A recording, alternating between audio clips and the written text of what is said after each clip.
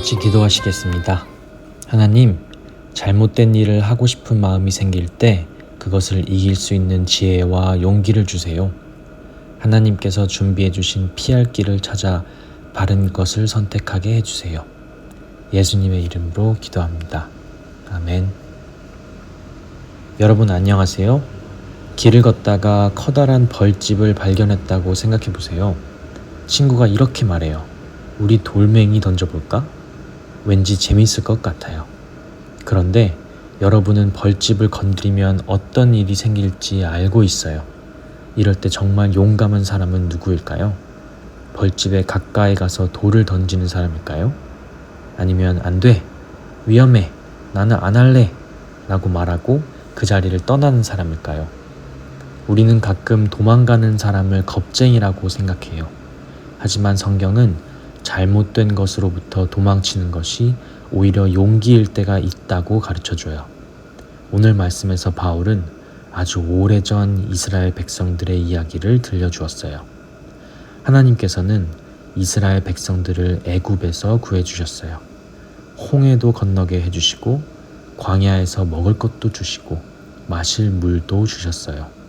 그런데 놀랍게도 하나님의 큰 은혜를 경험했던 사람들이 나중에는 하나님께서 싫어하시는 일을 하기 시작했어요. 우상을 섬기기도 하고 하나님께 불평하기도 하고 잘못된 욕심을 따라가기도 했어요. 바울은 이 이야기를 들려주면서 우리에게 중요한 것을 가르쳐 주었어요. 나는 절대로 잘못하지 않을 거야 라고 자신만만해하지 말라는 것이에요. 우리도 누구나 유혹을 받을 수 있기 때문이에요. 친구가 함께 거짓말하자고 할 수도 있어요. 아무도 보고 있지 않을 때 다른 사람의 물건에 손을 대고 싶은 마음이 생길 수도 있어요. 화가 났을 때 친구에게 나쁜 말을 하고 싶을 수도 있어요. 부모님 몰래 하지 말라고 한 것을 하고 싶을 때도 있어요. 그런 마음이 생기면 우리는 이렇게 생각할 수 있어요. 조금쯤은 괜찮겠지. 아무도 모르잖아. 친구들도 다 하는데 뭐. 그런데 바로 그때 오늘 말씀을 기억해야 해요. 고린도전서 10장 13절에 하나님께서는 우리가 감당하지 못할 시험을 허락하지 않으시고 시험을 받을 때에는 피할 길도 마련해 주신다고 말씀하셨어요. 그렇다면 피할 길은 무엇일까요? 마법처럼 갑자기 문이 나타나는 것이 아니에요. 거짓말하고 싶은 순간에 사실대로 말하는 것이 피할 길일 수 있어요. 친구들이 나쁜 행동을 하자 할 때 나는 안 할래 라고 말하고 그 자리를 떠나는 것도 피할 길이에요. 화가 너무 많이 났을 때 바로 말하지 않고 잠시 자리를 옮기는 것도 피할 길이 될 수 있어요. 보고 싶은 좋지 않은 영상이 나타났을 때 화면을 바로 끄는 것도 피할 길이에요.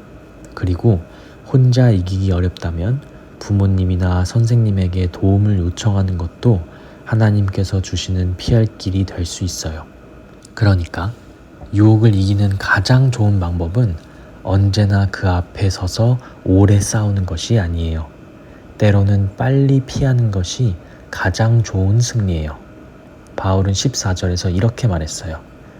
우상 숭배하는 일을 피하라. 가까이 가서 내가 얼마나 잘 견디는지 시험해 보라는 것이 아니라 아예 피하라고 하는 거예요. 말씀을 기억하며 오늘은 이렇게 해보세요. 잘못된 일을 하고 싶은 마음이 생기는 순간 마음속으로 멈춤이라고 외쳐보세요. 그리고 3가지 중 하나를 바로 해보는 거예요. 하지 않기, 그 자리에서 떠나기, 어른에게 도움을 요청하기. 유혹을 받는 것 자체가 실패는 아니에요.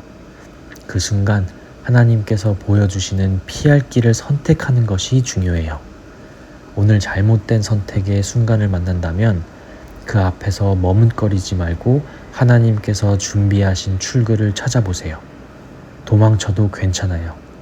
죄에서 멀리 도망치는 것은 겁쟁이의 행동이 아니라 하나님을 선택하는 용기 있는 행동이랍니다. 다 같이 기도하시겠습니다. 하나님, 잘못된 일을 하고 싶은 마음이 생겼을 때 조금쯤은 괜찮아 라고 생각하지 않게 해주세요. 하나님께서 준비해 주신 피할 길을 발견하게 하시고 잘못된 곳에서는 돌아서고 떠날 수 있는 용기를 주세요. 예수님의 이름으로 기도합니다. 아멘. 지금 이 시간은 오늘 들은 말씀을 마음에 새기며 가족들과 함께 느낀 점과 결심을 나누고 기도하는 시간을 가져보세요.